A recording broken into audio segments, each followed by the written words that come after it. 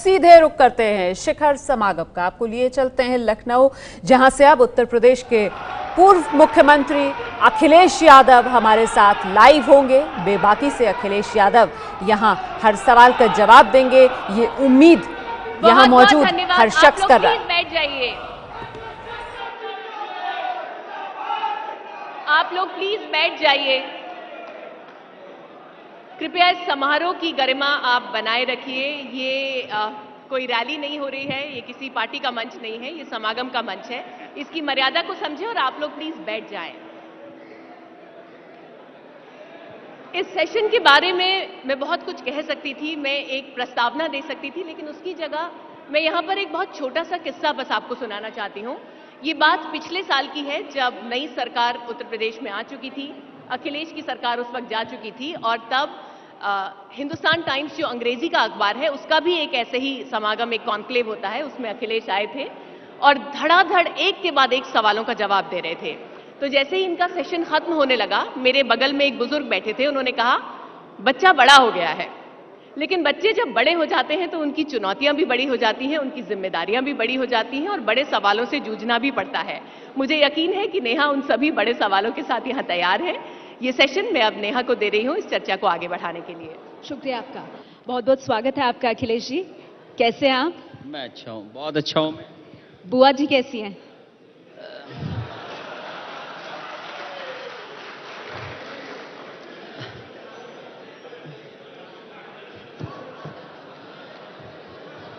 आपको दोबारा पूछना पड़ेगा, दोबारा पूछिए किसके हाल पूछ रही हैं आप? बुआ जी कैसी हैं?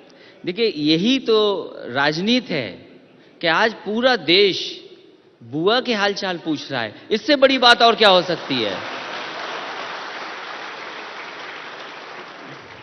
और फिर क्योंकि मुझसे पूछा है, जिसके साथ समाजवादी लोग होंगे उनका सबका हाल अच्छा होगा।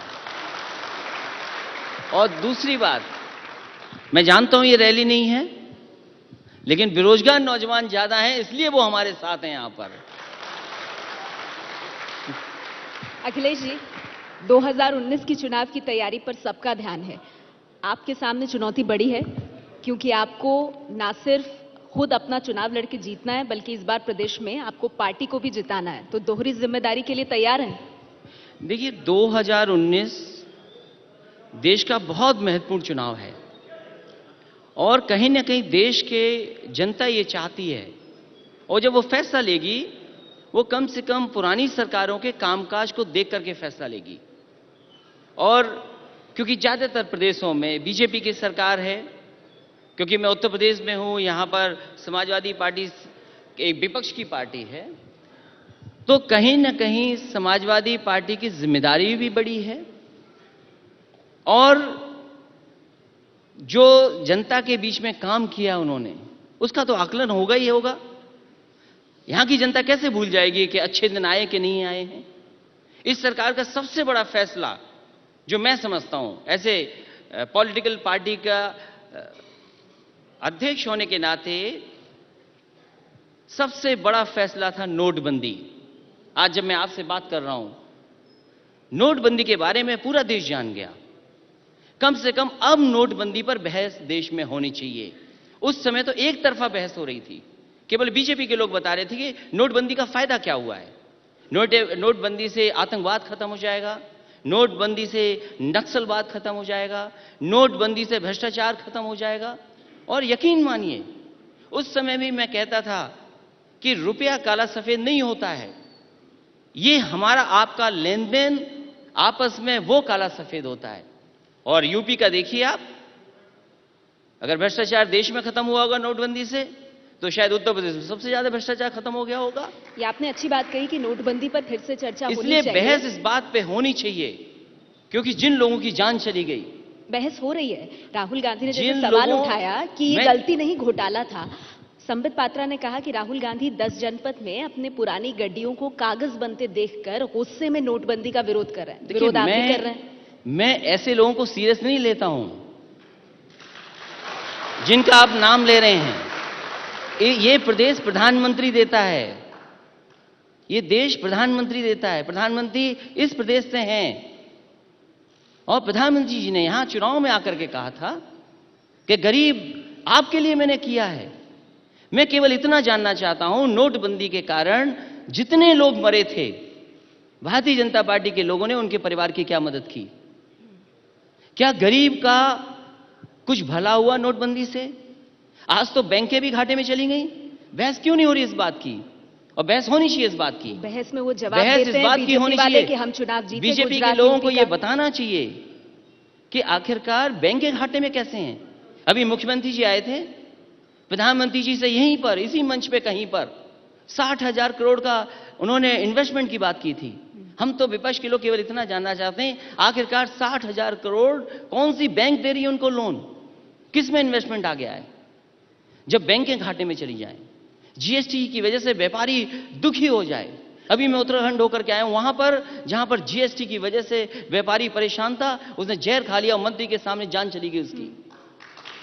अरे बहस तो अब हो। तो अखिलेश जी, जब जो आप कह रहे हैं, अगर उसका जवाब, क्योंकि बीजेपी जब मंच से देती है तो कहती है कि नोटबंदी पर हम गुजरात और यूपी का चुनाव जीते, और जीएसटी पर भी हम गुजरात के सूरत में जीते जहां सबसे ज्यादा मार की बात कही जा रही है। मैं तो कहता हूं ना, अगर नोटबंदी से भ्रष्टाचार खत्म हुआ, आतंकवाद खत्म हुआ, नक्सल खत्म हुआ, आपने 3 प्रदेश जीत भी लिए, तो एक बार नोटबंदी और कर दो तो शायद फिर देश जीत जाओगे आप। हम तो चाहते हैं नोटबंदी एक बार और हो जाए। ये जो देश जीतने की आप बात कर रहे हैं, अब 2019 का तो मकसद ही वही है। आप लोग अपनी तैयारी कर रहे हैं, बीजेपी की तरफ से अपनी तैयारी हो रही है। मुख्यमंत्री जी का आपने जिक्र किया, आए वो आज। तो जब उनसे पूछा गया कि महागठबंधन एक संभावना के रूप में सामने दिख रहा है, तो उन्होंने कहा नेता ही नहीं है, क्या मुकाबला करेंगे? देखिए, उनसे ये सवाल मत पूछिए आप, क्योंकि उनसे पूछिए कि जवाब नहीं मिलेगा उसका। एक बार जनता से पूछिए आप।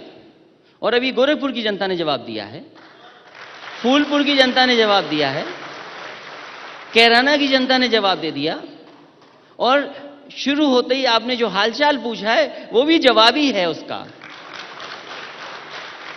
क्योंकि जब हालचाल आप पूछने लगो, वो भी विपक्ष में रहने वालों का, हमसे तो ये कहते थे लोग कि आप किससे दोस्ती कर रहे हैं जो 0-0 हैं। हमने कहा हम समाजवादी लोग हैं, साइकिल चलाने वाले लोग, हम जानते हैं जीरो किधर लगना है। और देखिए जीरो कैसे लगाया हमने। और ये हमने कोई अपना फार्मूला नहीं बनाया है, ये बीजेपी ने सिखाया हमें।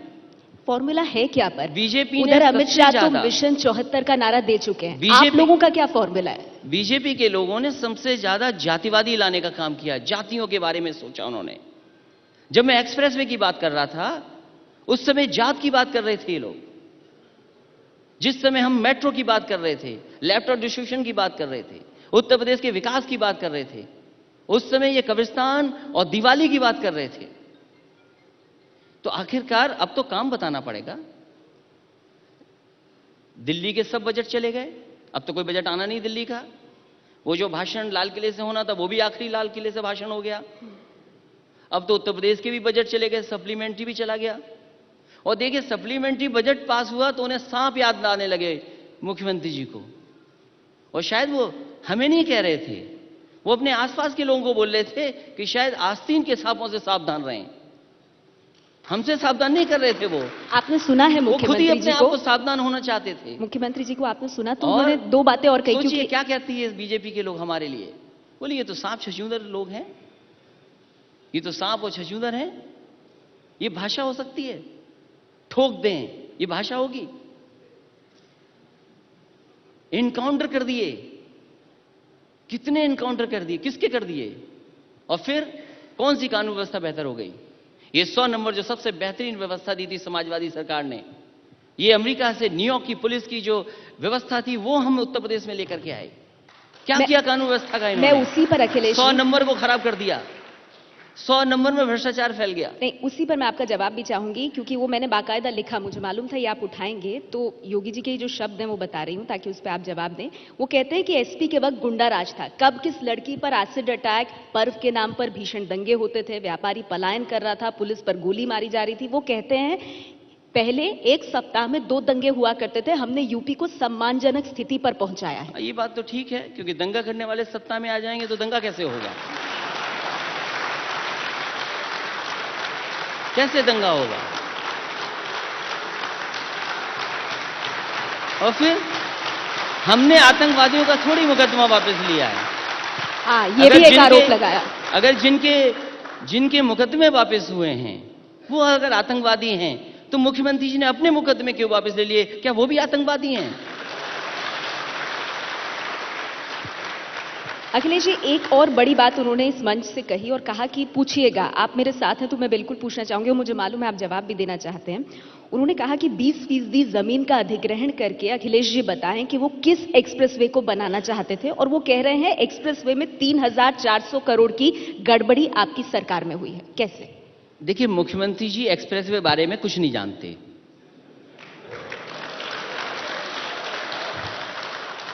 और ये बात मैं दोबारा कह रहा हूं, मुख्यमंत्री जी एक्सप्रेसवे के बारे में कुछ नहीं जानते। उन्हें बताया जाता है तब वो यहां बताते हैं। और जिस एक्सप्रेसवे की वो बात कर रहे हैं वो समाजवादी सरकार में बाकायदा बजट में पास करके उसके लिए पैसा दिया गया, सप्लीमेंट्री में बनाने के लिए पैसा दिया गया। मैं तो ये जानना चाहता हूं, क्या उस समय गैरकानूनी था? पूरा बजट दिया गया उसके लिए, 70% जमीन ले ली गई थी। और ये मैं नहीं कहता हूं, कम से कम आप तो मास्टर स्ट्रोक दिखाइए कुछ, कि आखिरकार जमीन किसने ली थी। हम आप ही पे भरोसा करते हैं। चलो, वो कह रहे हैं 20% जमीन ली थी, मैंने टेंडर कर दिया। हम कहते हैं आप अपने मास्टर स्ट्रोक मारिए एक और दिखाइए कि आखिरकार जमीन किसने ली थी। 70% जमीन ले ली। और जो एक्सप्रेसवे के सस्ते की बात कर रहे हैं, पूरे के पूरे उसके जो मापदंड थे बिगाड़ दिए। और मापदंड कैसे बिगाड़े? मैं चाहता था कि आगरा लखनऊ का जो एक्सप्रेसवे बना है, इससे भी बेहतर एक्सप्रेसवे बने हमारा आजमगढ़ के लिए, गाजीपुर के लिए, बलिया के लिए और खासकर पूर्वांचल के लिए। इन्होंने सर्विस लेन काट दी उसमें। जो स्ट्रक्चर्स 8 लेन होने चाहिए थे, 6 लेन बना दिए। अगर आप 6 लेन स्ट्रक्चर्स कर दोगे तो पैसा कमी हो जाएगा। सर्विलेंस कहां चली गई? लाइट्स कहां चली गई? ये तो स्वच्छ भारत की बहुत बात करते हैं। ये मुझे बताओ, उस एक्सप्रेसवे पे स्वच्छ भारत कहां बनाया उन्होंने? उसका भी पैसा काट दिया उन्होंने। जो बनारस को जुड़ने वाली सड़क थी उसका भी काट दिया पैसा। अयोध्या के लिए कहा कि हम जोड़ देंगे एक्सप्रेसवे से, गोरखपुर जोड़ देंगे। ये समाजवादी सरकार का पूरा जमीन 70% ली गई थी। अलाइनमेंट हमारा है, डिजाइन हमारा है, डीपीआर हमारा है। केवल शिलान्यास करना था, ये शौक है उनका। इसलिए उन्होंने कहा कि चलो एक बार शिलान्यास फिर कर लें। तो इस बार खुद का नहीं जमा तो प्रधानमंत्री जी को भी लाए उसमें। सोचिए हमें कितनी खुशी होगी समाजवादियों को, हमें कितना गर्व है उस बात पे कि जो प्रोजेक्ट समाजवादियों ने बनाया उसका प्रधानमंत्री जी शिलान्यास करा रहे हैं। तो ये 3000, हमसे ज्यादा खुश कोई नहीं होगा। 3400 करोड़ के घोटाले का ये फिगर, ये क्या है? ये इसीलिए मैंने शुरू में कहा कि मुख्यमंत्री जी जानते नहीं हैं। जो बताया जाता है वो बता रहे हैं। आप अगर सर्विस लेन हटा दें, उसमें आप उसमें से लाइट हटा दें, आप एमिनिटीज हटा दें। हमने जो एक्सप्रेसवे बनाया था वो था 6 लेन एक्सपेंडेबल टू 8 लेन। तो स्ट्रक्चर्स 8 लेन बने थे। तमाम कलवर्ट, तमाम अंडरपास, तमाम ब्रिजेस जो हैं सब 8 लेन थे। क्योंकि सड़क बन जाए, एक्सपेंशन अगर करना पड़ेगा तो आप उसको कैसे एक्सपेंड करोगे? फिर आपको सिविल वर्क करना पड़ेगा। इसलिए पहले से तैयारी इस बात की थी कि ये स्ट्रक्चर्स 8 लेन हो, जिससे कि आने वाले समय में जब इसको एक्सपेंशन करना हो तो उसमें समय नहीं लगे, पैसा ज्यादा खर्च ना हो। एक्सप्रेसवे के अलावा एक और मुद्दा जो आप लोग लगातार उठाते हैं, बेरोजगारी का। आज मुख्यमंत्री उस पर भी बोले और उन्होंने कहा कि शिक्षकों की भर्ती के लिए हमने वैकेंसी निकाली, पास ही अगर उसमें 40,000 हो रहे हैं तो बताइए जितनी वैकेंसी है उसको हम कैसे भर ले? योग्य शिक्षक ही नहीं आ रहे। पुलिस भर्ती में भी उन्होंने यही बात कही कि हमने पद निकाले, पर अगर लोग नहीं आ रहे हैं तो हम पर आरोप क्यों? फिर मैं बताता हूं आपको, मुख्यमंत्री जी अपने ही करे हुए काम को नहीं जानना चाहते हैं। अभी कुछ दिन पहले उन्होंने कुछ नौकरी निकाली थी पुलिस पीएससी में, शायद वो 4th क्लास की नौकरी है, साइकिल चलाना जरूरी है, उसमें 5वां पास होना जरूरी है। उसमें सोचिए पीएचडी के कितने लोगों ने, कितने बच्चों ने उसमें फॉर्म भरा है। 3000 से ज्यादा पीएचडी के बच्चों ने फॉर्म भरा है। तो अपनी ही नौकरियां नहीं पता उनको। और जो नौकरी की बात कर रहे हैं उसमें कुछ ऐसा नियम लगा दिया होगा जैसे नियम कर्ज माफी पे लगाया था। किसान तो इस बात का इंतजार कर रहा था कि उनका सब कर्ज माफ होगा, लेकिन ऐसे नियम बना दिए कि किसानों का कर्ज माफ नहीं हुआ। इसी तरीके से यहां नियम लगा दिया हुआ, वो भी उत्तर प्रदेश में। अगर जहां क्लास 4 की नौकरी में 1 लाख के लगभग फॉर्म आते हों, जिसमें पीएचडी बच्चे हों, अंडर ग्रेजुएशन वाले बच्चे हों, ग्रेजुएट बच्चे हों, और आप कह रहे हैं कि आपने शिक्षक की नौकरी निकाली है, उसमें इतने हजार बच्चे नहीं आए। ये कहिए शिक्षकों की नौकरी छीनने वाली ये सरकार है। वैसे एक बात और कही उन्होंने कहा कि बेरोजगारी के ऊपर तो बोले ही हैं, लेकिन इसके साथ साथ जब कई काम वो गिना रहे थे तो उसमें उन्होंने नेता नहीं होने की जो बात कही और जो जाति की आप बात कर रहे थे उस पर उन्होंने कहा कि भाई हम तो विकास और सुशासन पर जाकर 2019 में वोट मांगेंगे मोदी जी का चेहरा रख के। दूसरी तरफ महागठबंधन के पास कोई चेहरा नहीं है और नाम लिया कि एसपी बीएसपी जाति की राजनीति करते हैं जो मात खाएगी। एक बात तो मैं बोल दूं, कभी समाजवादियों ने जात के आधार पर राजनीति नहीं की, और अगर हमने कभी कोई फैसला लिया हो ऐसा, लेकिन बदनाम जरूर किया गया। मैं जब आगरा लखनऊ एक्सप्रेसवे पे चलता हूं तो मैं ढूंढता हूं कि इसमें यादव लेन कौन सी है जिसमें केवल यादव ही चल सकेंगे। मैं मेट्रो में जाता हूं, देखता हूं दूर से, मैं जानना चाहता हूं कि मेट्रो में आखिरकार वो यादव वाली सीट कहां पर है। अब तमाम लोगों को जाति नहीं दिख रही है। मैं आपको कह सकता हूं, मुझे खुशी है इस बात की कि बीजेपी ने मुझे याद दिला दिया कि आप बैकवर्ड हैं। सोचिए, जिस घर में मैं रहा उस घर को गंगा जल से धोया गया। क्यों गंगा जल से धोएगा ये बताया हमें। मुख्यमंत्री आवास को गंगा जल से धोया जाएगा, ये कौन सी रीति है बताइए। तो मुझे खुशी है इस बात की कि बीजेपी के लोगों ने हमें याद दिला दिया, लेकिन हम उनसे कई गुना फॉरवर्ड हैं काम में। हम 21 महीने में हाईवे बना सकते हैं, नहीं पर आप मेट्रो बना सकते हैं टाइम से, दुनिया का सबसे बड़ा डिस्ट्रीब्यूशन लैपटॉप कर सकते हैं। नहीं, वो ये काम रिवर आपने, फ्रंट, और आपने कहा भी, रिवर फ्रंट आपने है। कहा भी कि काम बोलता है, लेकिन फिर आपने ये भी कहा अखिलेश जी, जब हार हुई आपने कहा कि मैंने तो काम का प्रचार किया, मुझे वोट नहीं मिला। अब महागठबंधन के जरिए आप लोग साध तो जातियों को ही रहे हैं ना। शायद लोगों को मेरा काम पसंद नहीं आया, लोग बुलेट ट्रेन का इंतजार कर रहे थे। शायद अब बुलेट ट्रेन आएगी, अब बुलेट ट्रेन का इंतजार है लोगों को। शायद उत्तर प्रदेश से गुजर करके चली जाए बिहार, पटना और फिर कलकत्ता पहुंच जाए। तो हम तो काम में व्यस्त थे, काम कर रहे थे हम लोग, लेकिन बीजेपी के लोग जनता को गुमराह कर रहे थे। इन्होंने कहा कि स्लॉटर हाउस सब बंद हो जाएंगे उत्तर प्रदेश के। आज क्या कह रहे थे मुख्यमंत्री जी? मैंने तो ये कहा था कि जो इलीगल स्लॉटर हाउस है वो बंद हो जाएंगे। उत्तर प्रदेश की जनता से बताओ आपने क्या कहा था। हर चीज रिकॉर्डेड है आज, किसी के मोबाइल पर, किसी के कैमरे पर, किसी के टीवी के चैनल पर। आपने तो कहा था कि सब स्लॉटर हाउस बंद हो जाएंगे। जिसको गाय को मां कहा, कोई उत्तर प्रदेश की सड़क नहीं बची जहां पर गायें सड़कों पर न घूम रही हो, गाय मां। और वही गंगा जिसके लिए शपथ ली, मां बोला, कितनी गंगा साफ हो गई। गंगा वैसी की वैसी है। और अभी कुछ दिन पहले सभी लोग ऐलान कर रहे थे कि दिसंबर की इस तारीख तक गंगा साफ हो जाएगी, और जब हम लोगों ने तस्वीर देखी तो सबके नाक पे मास्क लगा हुआ था क्योंकि गंगा से बदबू आ रही थी। नहीं, वाकई में वो तो चुनौती है, उसमें कोई शक नहीं है। वो चुनौती नहीं है, वो आपने रिपोर्ट वादा दर किया रिपोर्ट है। बिल्कुल पता भी लगता है कि पैसा बहुत गया है और सफाई उस स्तर पर नहीं हुई। महागठबंधन की भी तरफ हम आगे बढ़ते हैं। हमने यूपी की बात की, अब महागठबंधन में एक तरफ जैसे मैंने आपसे पहले भी कहा कि अमित शाह ने मिशन 74 का नारा लगा दिया, पिछली बार से भी 1 सीट ज्यादा। इधर आप लोगों का महागठबंधन बन रहा है, नहीं बन रहा है, क्या स्थिति होगी, बात कहां अटकी हुई है अखिलेश जी? मैं ये जानना चाहता हूं, बीजेपी को पहले तो अपनी गिनती ठीक करनी चाहिए। अब 74 नहीं है ना 73 है उनके। पहले तो वो अपनी गिनती ठीक करें कि आखिरकार गिनती में कितने बचे हैं वो लोग। वो 70 बचे हैं और जनता इंतजार कर रही है इस बार वोट डालने का। बस जनता इंतजार कर रही है। इनको तो तारीख पता है, जैसे नोटबंदी की तारीख पता थी। हमें भी डेट बता दें तो हम भी साइकिल चलाने लगें, तो हम भी अपना काम शुरू कर दें। तो हम तो इंतजार कर रहे हैं। महागठबंधन बनेगा, कहां अटका हुआ है मामला? महागठबंधन का इंतजार मत करिए, जनता इंतजार कर रही है इनके खिलाफ वोट डालने का। मतलब आपने तैयारी कर रखी है कि अगर हुआ तो अकेले भी चुनाव और लड़ेंगे? हम अपनी रणनीति क्यों बताएं किसी को? क्योंकि अगर रणनीति बता देंगे तो हम ही हार जाएंगे। कहो, हम अच्छा, कोई रणनीति किसी को नहीं बताएंगे।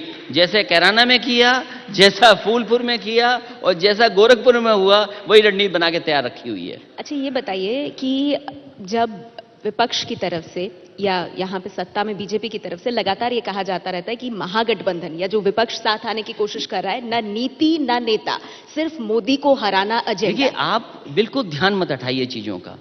ये तो बीजेपी के लोग काम करते हैं ध्यान हटाने का।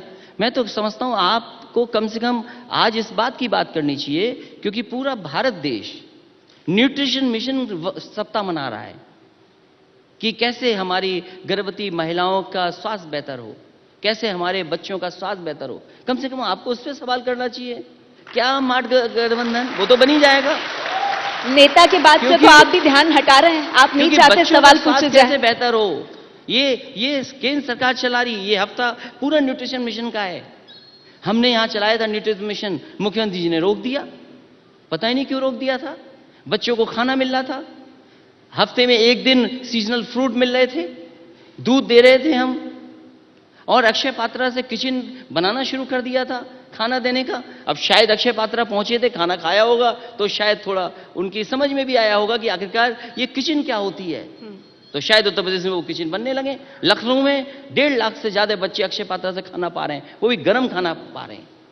तो आज इनकी बात हो, इन्होंने स्वेटर बांटे, स्वेटर बांटे, गर्मी चली गई, आप ठीक कह स्वेटर रहे हैं, पता नहीं कहां चले गए। जनता के बीच में ये मुद्दे यही मायने रखते हैं। लेकिन अगर किसी चेहरे को या किसी पार्टी को विदाई देनी है तो बदले में जो आएगा उसका चेहरा कौन होगा, क्या जनता को जानने का हक नहीं है? यही तो कह रहा हूं, आप बिल्कुल ध्यान मत हटाइए।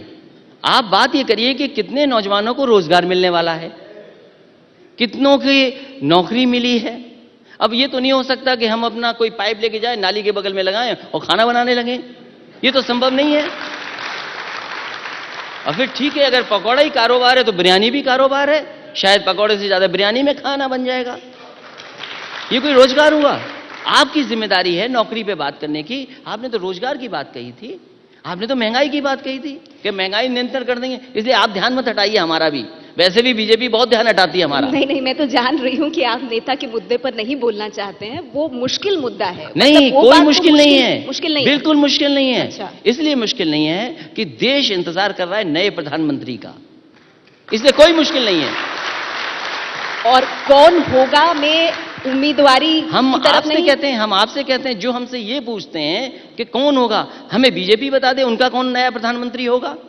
तो मोदी के चेहरे पर कह रहे हैं। मैं उनका नया पूछना चाहता हूं। देश नए प्रधानमंत्री की इंतजार में है। अगर अच्छा, बीजेपी के पास नया आप कह रहे हैं प्रधानमंत्री नहीं है तो हमारा भी नया प्रधानमंत्री का नाम मत पूछिए। आपने कहा बीजेपी ध्यान बटा रही है, मान लिया आपकी बात, लेकिन शरद पवार जी काफी वरिष्ठ हैं, वो कह रहे हैं चुनाव बाद जिसकी सीटें ज्यादा होंगी उसका प्रधानमंत्री होगा। देखिए, शरद पवार जी गन्ने की राजनीति सबसे बेहतर करते हैं। अभी मुख्यमंत्री जी कह के गए हैं कि सभी किसानों के गन्ने का भुगतान हो गया है, हमने 70,000 करोड़ का भुगतान कर दिया। फिर आपने बजट में क्यों पैसा डाला? अगर भुगतान हो गया है बकाया का तो आपने बजट में क्यों पैसा दिया? मैं ये मानता हूं, और जो जानकारी है कि अभी भी किसानों का बकाया पैसा नहीं दिया गया है। और जिस समय कैराना हारे थे तो दिल्ली सरकार ने 8,000 करोड़ का पैकेज अनाउंस किया था, और 8,000 करोड़ का पैकेज अभी तक पहुंचा ही नहीं किसानों पर। ऐसे आप भी अच्छी जलेबी बनाते हैं। शरद पवार के सवाल पर जवाब दे दिया आपने मुझे। नहीं, वो शरद पवार जी, आप गठबंधन के बारे में पूछ रहे हैं, लेकिन वो गन्ना नेता भी तो है। उस पे तो बोल दिया आपने, पर देश की सियासत पे जो वो उनकी चीनी के नजर मामले है। में उनसे बेहतर कोई नहीं समझता न जानता है। हाँ, तो बिहार हम में भी लोगों खीर को तो बनाने उन्हीं की से बात हो सीखना रही है पड़ेगा ना। जब कभी सीखना है। तो बिहार में अगर भी तो उन्होंने खीर कोई बनाने की बात बात हो कही रही है, मैंने आपसे कहा कि देश एक नए प्रधानमंत्री का इंतजार कर रहा है, और अगर बीजेपी के पास कोई नया प्रधानमंत्री नहीं है तो हमसे क्यों पूछते हैं? एक दिमाग में, लोगों के बीच में एक परसेप्शन ये रहता है कि कहीं ऐसा तो नहीं होगा, कहीं ऐसा तो नहीं होगा कि महागठबंधन अगर जीत कर आया और हर पार्टी में जो नेता है उनके फॉलोअर्स हैं, आपके फॉलोअर्स हैं, मायावती के अपने फॉलोअर्स हैं, कहीं लड़ाई हो और उसके बाद पता नहीं क्या हो, तो जो स्टेबल ऑप्शन है उसी की तरफ चले जाओ। ये तो स्थिति नहीं होगी। ये ऐसा कुछ नहीं होने वाला है। ये भी हमने बीजेपी से सीखा है। जब वो 47 पार्टी के गठबंधन को चला सकते हैं, तो अभी तो 2 ही 3 गठबंधन हुए हमारे। अभी तो गुंजाइश बहुत है हमारे साथ आने की या हमें जुड़ने की। तो अगर बीजेपी 47 दलों को साथ लेकर के चल सकते हैं, और बीजेपी तो वहां भी बोलती है जहां एक विधायक है बोले बीजेपी की सरकार है, 3 विधायक है बीजेपी की सरकार है, इसी तरह देश में हर जगह उनकी सरकार है। गुंजाइश की आपने बात की, अखिलेश जी और मायावती जी के फ्रेम में बीच में राहुल गांधी जी को एडजस्ट करने की जगह है? राहुल जी से हमारे संबंध बहुत अच्छे हैं और हम दोनों ने बहुत अच्छा साथ साथ काम किया है उत्तर प्रदेश के चुनाव में। इसलिए ये बात तो भूल जाइए क्या होना है, फिर ध्यान मत हटाइए, केवल हम लोगों को सीट ज्यादा जीतने दीजिए। अच्छा, मुझे ये बताइए कि याद आता है मुझे 2017 का चुनाव, यूपी के दो अच्छे लड़के, अब वो दो अच्छे लड़के जो हैं उनमें से एक अच्छे लड़के ने तो बुआ जी के घर में अपनी जगह बना ली है, दूसरे बना पाएंगे? देखिए, देश का चुनाव मुद्दों पर होगा। महंगाई कम हो रही है कि नहीं हो रही, नोटबंदी का असर क्या है, जीएसटी से व्यापारी कितने दुखी हैं। आप जीएसटी से पूछिए व्यापारियों से क्या हालत है, क्या बुरा हाल है उनका। उनसे कहा था कि तो आपका सरलीकरण हो गया है। हाँ, सरलीकरण है, क्या सरलीकरण है? परेशान हो गए, कारोबार रुक गया, नौकरियां छूट गई लोगों की, कारोबार बंद हो गया। और नोएडा वगैरह में तो हम ऐसा देखते हैं कि जैसे बच्चे थे उस समय जो स्टैच्यू गेम खेलते थे, जो मशीनें लगी हुई हैं वो स्टैच्यू की तरह हैं, वैसी की वैसी खड़ी हुई हैं, काम पूरा बंद हो गया जीएसटी की वजह से। हाँ, एक सवाल भी तो इसलिए चुनाव मुद्दों पर होने वाला है। अखिलेश जी, कुछ सवाल आ रहे हैं और अब मैं थोड़ा सा चर्चा की दिशा उन्हीं सवालों की तरफ, क्योंकि 3-4 सवाल उसी से संबंधित हैं। तो वो सवाल जो है आपके परिवार को लेकर के कि इतनी नाराजगी क्यों है? पापा नाराज, चाचा नाराज, ये आपने ठीक अंकल कहा, नाराज। तेरा शुभ नहीं होता है। जब तेरा हो गया मिनट तो आपने वही सवाल पूछ लिया। अब मैं क्या करूं? देखिए, आप देख सकते हैं 5 सवाल आए हैं, 4, ये तो जनता के मन की बात है और आपके परिवार का सम्मान है जनता के बीच, इसीलिए पूछ रहे हैं। देखिए, ये परिवार की बात तभी मैं कहता हूं, हमारा बिल्कुल ध्यान मत हटाइए और हम ध्यान हटाने वाला काम ही नहीं करेंगे, क्योंकि इस तरह ये पॉलिटिकल पार्टीज इलेक्शन के आते आते ऐसी बहुत सारी पॉलिटिकल मिसाइल्स चलेंगी। ये सब पॉलिटिकल मिसाइल्स का काम होगा हम लोगों का ध्यान हटाना। हम ध्यान नहीं हटाएंगे, हम बेरोजगारी के मुद्दे पे बात करेंगे, डीजल की महंगाई हो गई, एक्सप्रेसवे बना कि नहीं बना, गरीब को घर मिला कि नहीं मिला, आप वो सब काम करेंगे और पूरी मेहनत से करेंगे। लेकिन हो क्या रहा है कि शिवपाल जी ने कह दिया है कि वो समाजवादी सेक्युलर मोर्चा बनाएंगे, 80 सीटों पर अपने उम्मीदवार खड़े करेंगे और उनके बगैर सरकार नहीं चलो बनेगी। अच्छा है, इससे तो परिवारवाद वाला भी मुद्दा खत्म हो गया। हमारे घर में लोकतंत्र तो है कम से कम, और जो चाचा और भतीजा आमने सामने हो जाएंगे, कम से कम खुला लोकतंत्र है हमारे घर में। कम से कम इससे ज्यादा लोकतंत्र किसके घर में हो सकता है? सब अपना विचार रख सकते हैं, इससे अच्छा क्या और हो सकता है? लेकिन अखिलेश जी, चाचा को सम्मान देने में दिक्कत क्या है? कह रहे हैं 2 साल से इंतजार कर रहा हूं। चाचा सबका सम्मान है और ऐसे किसी का भी रिश्ते में हम सबका सम्मान कर रहे हैं। सम्मान में हम कहीं कमी नहीं, हम तो आज भी अंकल को अंकल ही कह रहे हैं। तो वो आपको नमाजवादी पार्टी के अध्यक्ष कह रहे हैं? वो आप गलत सुन लेते हैं। नहीं, कहा है उन्होंने, मेरे शब्द नहीं, आपने गलत सुना। अच्छा, वो गलत ये सुना कि समाजवादी पार्टी ने बहुत कुछ उनको नवाज दिया।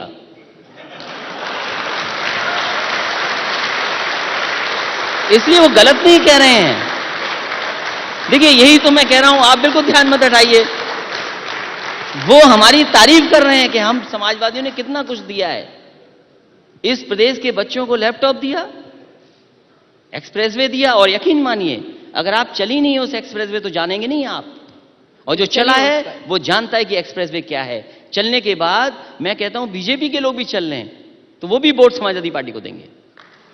ये बात तो आप पहले भी कह चुके हैं, लेकिन एक चीज बताइए, यहां पर जो पूरा सवाल है, आपने कहा कि पॉलिटिकल मिसाइल्स चल रही हैं और हमें उनसे धोखा नहीं खाना है।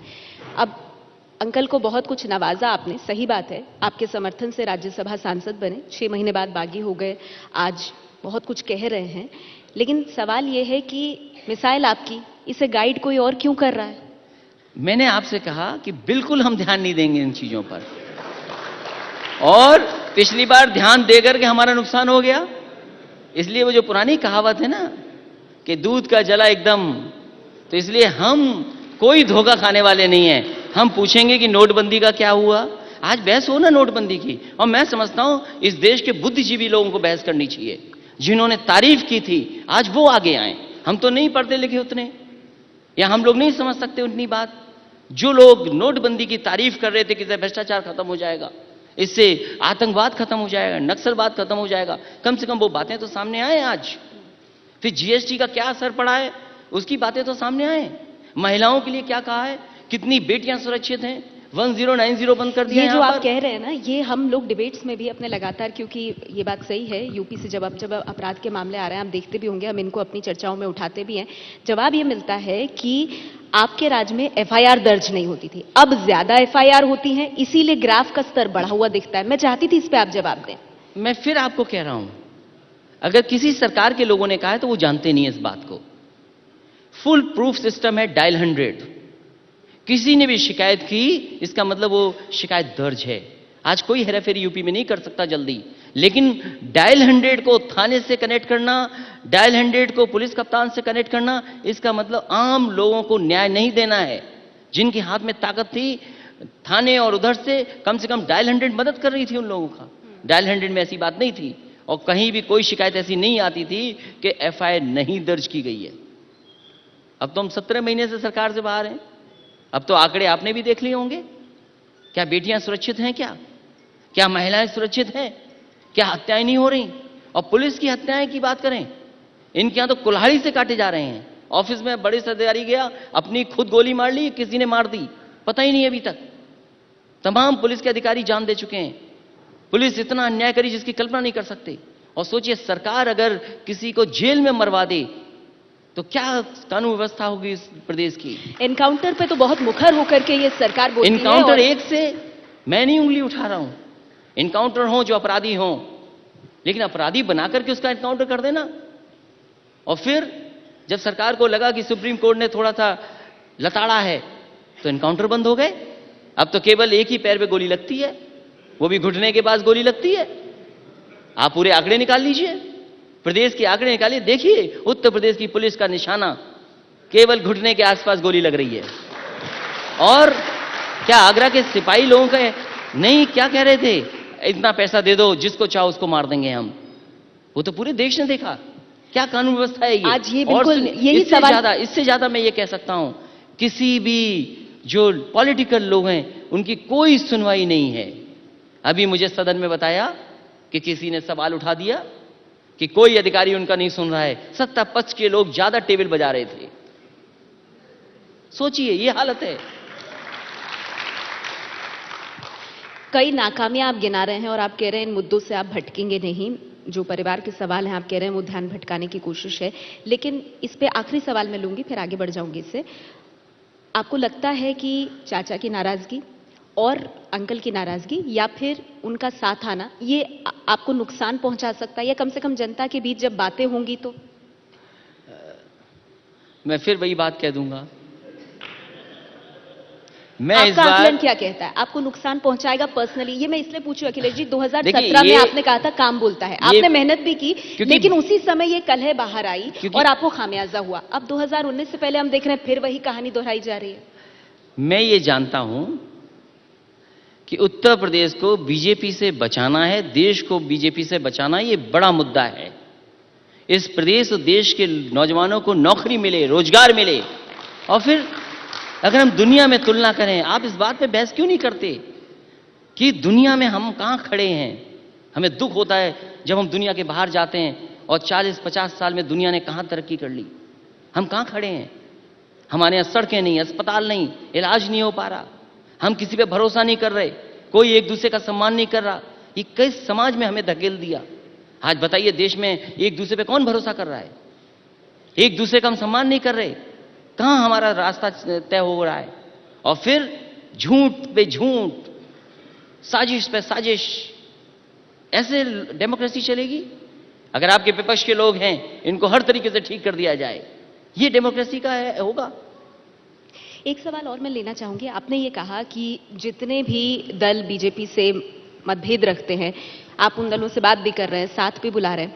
कुछ ऐसे भी लोग हैं, मसलन मंत्री हैं, ओम प्रकाश राजभर की अगर हम बात करें, वो भी सरकार से नाराज रहते हैं, सवाल उठाते रहते हैं। उनसे कभी आपने बात की, उनको कभी बुलाया या कभी कुछ उस तरह की बातचीत हुई? देखिए, ओम प्रकाश राजभर जी बहुत अच्छे मंत्री हैं, बहुत अच्छे नेता हैं, बहुत अच्छा काम कर रहे हैं। उनको हम क्यों बुलाएं? बीजेपी नाराज हो जाएगी? क्योंकि बीजेपी इसीलिए नाराज नहीं हो रही है क्योंकि वो वोट की गिनती कर रही है। अब ये आप बताइए जातिवादी कौन है? वो खिलाफ कार्रवाई नहीं कर सकते ओम प्रकाश राजभर जी के खिलाफ। चाचा बुला रहे हैं वैसे राजभर जी को। मैं आपको कह रहा हूं बीजेपी के लोग 2019 तक कार्रवाई नहीं कर सकते ओम प्रकाश राजभर जी पर। वोट पे आ रहे हैं। बीजेपी नहीं कर सकती कार्रवाई। अगर बीजेपी ने कार्रवाई की तो बीजेपी की गिनती का पता नहीं रहेगा कि गिनती कितनी कम हो गई। इसलिए वो जानते हैं कि ओम प्रकाश राजभर जी का उनके साथ रहना बहुत जरूरी है।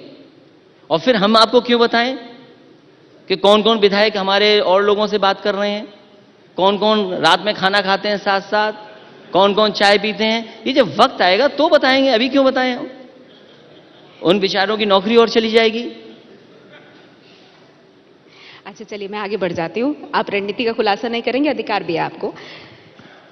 आपने लगातार ये बात कही है और आपका स्लोगन रहा है जो आज भी दिमाग में घूमता है, काम बोल रहा है। आपने एक्सप्रेसवे बनाया, सड़कों का निर्माण किया और निर्माण काम किए। बनाने वाले पर जब तोड़ने का आरोप लगता है तो छवि को कितना धक्का लगता है? मैं तो ये चाहता हूं कि अगर उस घर में स्विमिंग पूल था तो मैं किसी के साथ भी बीजेपी के नेता के साथ स्विमिंग करना चाहता हूं। वहां पर कौन नेता आएगा स्विमिंग करने बताओ?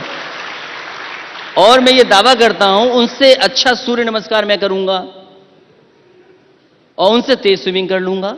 इसीलिए मैं कह रहा हूं जो ताकत है ध्यान हटाने की, लोगों को बदनाम करने की, वो हमारे पास नहीं है, वो बीजेपी के पास है।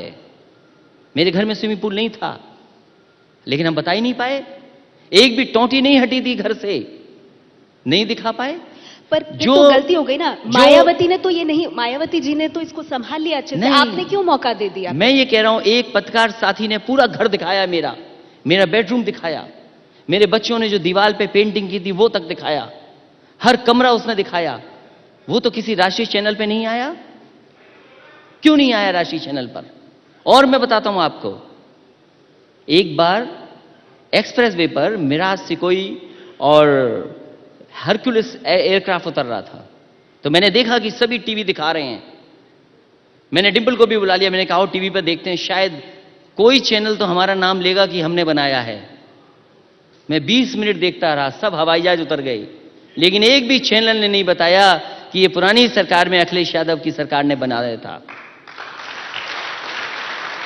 और ये बात मैं इसलिए कह रहा हूं, रिकॉर्डिंग आपके पास होगी, उस दिन की रिकॉर्डिंग होगी, आप दोबारा उस रिकॉर्डिंग को निकाल करके देख लीजिए। आधे घंटे शो चला, सब हवाई जहाज उतर गए, लेकिन किसी भी टीवी चैनल ने नहीं कहा कि ये अखिलेश यादव या समाजवादी सरकार ने बनाया है। इसलिए हम जानते हैं कि हमारी ताकत क्या है। हमारी ताकत गरीब है। हमारी ताकत जो मैं हूं वो मैं पहचान गया। मैं भूल गया था कुछ दिन के लिए। मैं इसलिए धन्यवाद देता हूं बीजेपी को। मैं भूल गया था कुछ दिन के लिए कि मैं भी बैकवर्ड हूं, लेकिन अब मुझे पता है कि मैं बैकवर्ड हूं, लेकिन बहुत प्रोग्रेसिव बैकवर्ड हूं, बहुत फॉरवर्ड लुकिंग बैकवर्ड हूं, बहुत लिबरल बैकवर्ड हूं। मैं बीजेपी का इसके लिए धन्यवाद देता हूं। और बीजेपी का इसलिए भी धन्यवाद देता हूं कि हमारे घर पे पीआईएल करा दी, एक हिंदू वाहिनी के आदमी से पीआईएल करा दी, घर पे पीआईएल करा दी, पार्टी कार्यालय पे पीआईएल करा दी, जुडिशियल ट्रस्ट पे पीआईएल करा दी। हम उनका बहुत बहुत धन्यवाद देना चाहते हैं। आप काफी आहत लग रहे हैं इस पूरे घटनाक्रम से, लेकिन अखिलेश जी आहत नहीं हूं, मैं खुश हूं। मैं भूल गया था कुछ दिन के लिए, उन्होंने याद दिला दिया। नहीं, लेकिन जो टोटी लेकर आप प्रेस कॉन्फ्रेंस करने आई, ये आपका कभी अंदाज रहा नहीं है? नहीं, वो इसलिए कि मैं वो बात नहीं कहना चाहता हूं, उसके साथ क्या डायलॉग जुड़ा हुआ है वो मैं नहीं कहना चाहता हूं, क्योंकि टोटी सब लगी हुई थी वहां। हम बीजेपी वालों से जानना चाहते थे कहां लगा दें, बताओ। हम वो बात में नहीं, ये डायलॉग ये तो किसी और ने कहा था, वो मैं नहीं कहना चाहता हूं। लेकिन सोचो कैसे बदनाम किया जाता है बीजेपी से, जानिए। हम तो कह रहे कि घर छोड़ दिया, सुप्रीम कोर्ट का कहना माना हमने, उस पर तो जांच भी हो गई, और भी जांच होगी, चुनाव आएगा तो और चीजें निकल करके आएंगी। इसलिए हमने कहा कि ध्यान मत हटवाइए हमारा, हमें सीटें जीतने दीजिए, हमें अपनी रणनीति बना लेने दीजिए, और रणनीति बनेगी, आपसे फिर मिलेंगे चुनाव के बाद, और सब कुछ ठीक रहा। अगर गरीब जनता ने मदद की तो उत्तर प्रदेश में ऐतिहासिक रिजल्ट आएगा इस बार। देखिए उत्तर प्रदेश प्रधानमंत्री देता है, दिल्ली का रास्ता यूपी से होकर जाता है, तो क्या मैं भावी प्रधानमंत्री से बात कर रही हूं? मैं इतना बड़ा सपना नहीं देखता। मैं उतना ही सपना बड़ा देखता हूं जितना पूरा कर सकूं। मेरा सपना यह है कि अगली बार समाजवादी सरकार बने तो गाजीपुर बलिया को मैं एक्सप्रेसवे से जोड़ दूं, इधर झांसी से सिद्धार्थनगर जोड़ दूं, और प्रदेश के किसी हिस्से से कोई आना चाहे लखनऊ, वो 4.5 घंटे में आ जाए, 4 घंटे से ज्यादा टाइम ना लगे। देखिए 22 के लिए, इससे बड़ा सपना है ही नहीं मेरा। 22 के लिए आप जो सपना देख रहे हो वो और मैं 22 ये में सपना जाएगा। इसलिए देखता हूं, 19 के लिए मैं इतना बड़ा इसलिए सोचता हूं कि इंफ्रास्ट्रक्चर ही है, अगर बेहतर होगा तो नौकरियां और रोजगार मिलेंगे। इंफ्रास्ट्रक्चर बेहतर होगा तो कारोबार होगा, उद्योग लगेंगे, और हमने ला करके दिखाया है। ऐसा नहीं है कि हमने कोई बात हवा में कही हो। अगर एचसीएल यहां आया है तो समाजवादी सरकार की देन है। अगर यहां पर अमूल के 2-2 प्लांट लगे 5-5 लाख लीटर के, तो समाजवादी पार्टी की सरकार की देन है। जो सैमसंग ये दावा करते हैं एक्सपेंशन उन्होंने किया है, वो फाइल के पन्ने पलटाएं कि किसने इस सैमसंग को लाने का काम उत्तर प्रदेश में किया है। तो हमने तो इन्वेस्टमेंट जो बड़े कहते हैं पैमाने कि पर भाई लाया। व्यापारी पलायन कर गए थे उस दौरान, छोड़ के जा रहे थे। कोई पलायन नहीं कर रहा था। आज सबसे ज्यादा देश से पलायन अगर उद्योगपतियों ने किया है तो बीजेपी की सरकार की वजह से किया है, और जीएसटी और नोटबंदी की वजह से किया है। और हर व्यापारी के पे शक करेंगे आप इनकम टैक्स का नोटिस भिजवाएंगे, आप हर व्यापारी को परेशान करेंगे, तो कौन व्यापारी यहां पर रहेगा? और इतने बड़े व्यापारी अगर छोड़ के चले जाएंगे देश में, तो ये देश गरीबों का रह जाएगा। बिना व्यापारियों की नौकरी और रोजगार मिलने वाली नहीं है। आप बिल्कुल जनता से जुड़े हुए मुद्दे उठा रहे, बेरोजगारी हो, निर्माण की बात हो, पूरे नहीं किए जो वादे उनकी बात हो, लेकिन रणनीति का आप खुलासा नहीं कर रहे हैं। लेकिन वो दिख रहा है कैसे कि अब ऐसा लग रहा है कि अखिलेश जी ने भी हिंदुत्व का राग शुरू कर दिया है। विष्णु भगवान के नाम पर शहर बसाएंगे, राम मंदिर की काट।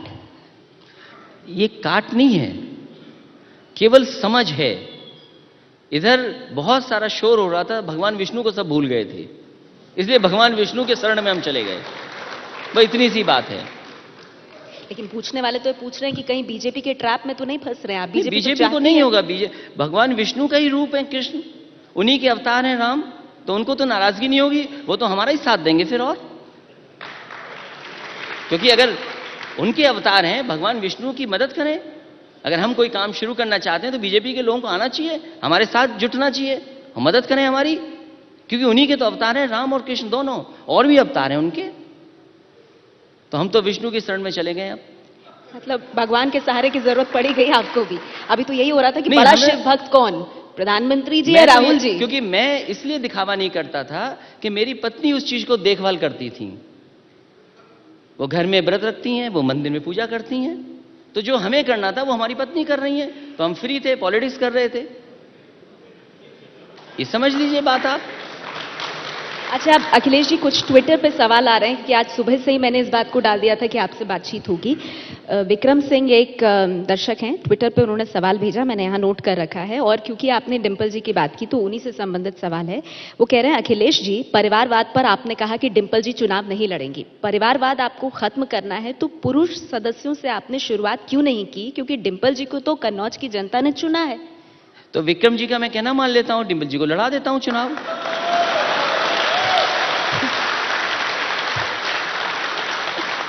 चुनाव लड़ेंगे मतलब डिंपल जी? विक्रम जी का कहना मान रहा हूं मैं, तो मेरा परिचय तो नहीं है विक्रम जी से, लेकिन विक्रम जी का लगता सुझाव अच्छा है, तो जो सुझाव अच्छा हो वो मैं मान रहा हूं।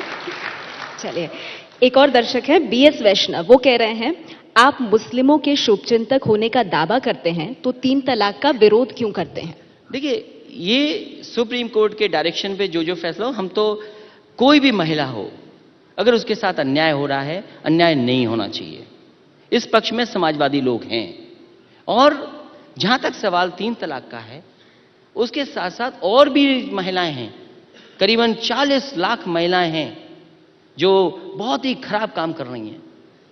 वो बहन बेटियां ऐसे काम करें, 40 लाख हैं देश में, कभी उसकी चर्चा क्यों नहीं की गई? उनके साथ उनके बच्चे भी हैं, और भी सदस्य हो सकते हैं। ऐसे सबसे खराब काम वेश्यावृत्ति में 40 लाख से ज्यादा महिलाएं हमारे देश में काम कर रही हैं। क्या हमें उनके बारे में नहीं सोचना चाहिए? क्या नारी निकेतन और तमाम जगह पर ये जो हो रहे हैं काम, उनके बारे में नहीं सोचना चाहिए हमें? उनके बारे में सोचना चाहिए, अभी और साथ जो ही बेटियों मुस्लिम महिलाओं के बारे में भी जो सोचना गोरखपुर चाहिए। में हुआ है, देवरिया में, सॉरी गोरखपुर नहीं, देवरिया में जो बेटियों के साथ हुआ, क्योंकि पुलिस कप्तान ने वो बात सामने ला दी, इसलिए पुलिस कप्तान को हटा दिया गया। हालांकि मुख्यमंत्री जी आज इस पे बोल के गए कि देवरिया को आप मुजफ्फरपुर की घटना से मत जोड़िए, उस मामले में कार्रवाई बहुत त्वरित गति से लेकिन हो रही है। घटना बराबरी एक ही तरह का, एक बेटी जाती है और पुलिस में एफआईआर रखती है, और जो पुलिस कप्तान अच्छा काम कर रहा है उसी पे कार्रवाई कर दी, तो हम क्या समझें इस बात को? हमें यह बताए सरकार कि जिस पुलिस कप्तान ने उन बेटियों की मदद की, उसके पुलिस कप्तान को क्यों हटा दिया गया? इनके बारे में भी तो सोचें। जो बेटियां हैं, आए दिन घटना होती, आज मुझसे खुद मिले कुछ परिवार जिनके घटना हुई, लेकिन सरकार तो नहीं मदद कर रही है, कोई सरकार नहीं मदद कर रही बेटियों की। उन पे चर्चा क्यों नहीं होती कि किसान आत्महत्या कर रहा है? आपने कर्ज माफी का वादा किया, लेकिन कर्ज माफी नहीं किया आपने। दुखी है किसान कि अक्टूबर तक गन्ने का पूरा भुगतान। हम तो ये कह रहे हैं कि ये तो नौकरियां निकाल निकाल के चुनाव के बाद भी ले जाएंगे, नई नौकरी निकलेगी। यही मुख्यमंत्री जी ने कहा था कि उत्तर प्रदेश में 1 लाख से ज्यादा पुलिस की भर्ती होनी है, अभी तक 17 महीने में एक भर्ती नहीं कर पाए, और जो भर्ती बता रहे थे वो भी समाजवादी सरकार की देन थी, जिसकी वजह से नौजवानों को नौकरी मिली है।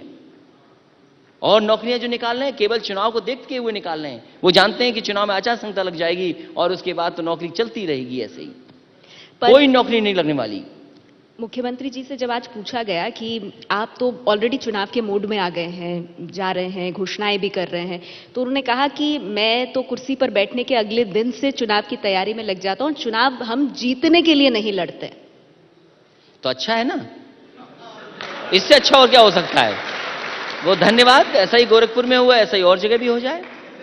एक सवाल मैं और आपसे लेना चाहूंगी क्योंकि वक्त बस खत्म हो रहा है। आशीष राज हैं जो पूछ रहे हैं, जिन नाकामियों को गिनाकर आप 2012 में मायावती जी को हराकर सत्ता में आए, अब उन्हीं मायावती जी के साथ कैसे गठबंधन कर सकते हैं?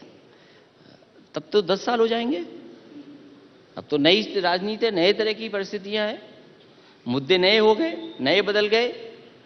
शायद 2012 में व्हाट्सएप नहीं था, आज व्हाट्सएप है, तो मुद्दे बदल गए, लोगों का कम्युनिकेशन करने का तरीका बदल गया, इसलिए हमारे मुद्दे बदले तो हमने अपना गठबंधन भी बदल लिया। चलते चलते, क्योंकि ये आखिरी सवाल है मेरा, भाजपा ने मिशन 74 का नारा दे दिया है, इस मंच से क्या अखिलेश जी कोई सीटों का आंकड़ा देकर जाएंगे जनता के बीच? भाजपा अपनी गिनती ठीक कर ले, अब 74 नहीं बचे उनके पास, कम है उनके पास, और उल्टी गिनती शुरू हो गई है, क्योंकि जनता आकलन करेगी कि दिल्ली के 5 बजटों ने क्या दिया है और उत्तर प्रदेश की सरकार के जो तमाम बजट आए हैं उनसे क्या मिला है। जनता बहुत दुखी है, बहुत परेशान है, निराश किया है जनता को इन्होंने। और लोकतंत्र में जो जनता को दुख देता है, समय आने पर जनता उनसे हिसाब किताब करती है। तो कितनी सीटों का आशीर्वाद आपकी झोली में, क्या लगता है? अब जिम्मेदारी, क्योंकि गठबंधन 2 हुए हैं, 3 मान लें, हम 4 मान लें, हमारी जिम्मेदारी होगी कि बीजेपी को हम 5 पे ले आएं, क्योंकि हम 5 ही जीते थे। बहुजन समाज पार्टी की जिम्मेदारी है 0 पे बीजेपी को ले आएं, क्योंकि बीएसपी 0 जीती थी। कांग्रेस की जिम्मेदारी है बीजेपी को 2 पे ले आएं, क्योंकि वो 2 ही जीते थे। और आरएलडी हमारे नए मित्र हैं, उनकी जिम्मेदारी, उन पे 0 था, अब 1 जीत गया है, अब उनकी जिम्मेदारी उसको 0 पे लाने की। तो ये सब दल मिलकर के तैयारी कर रहे हैं और मुद्दे पे चुनाव होगा, चुनाव मुद्दे पर होगा।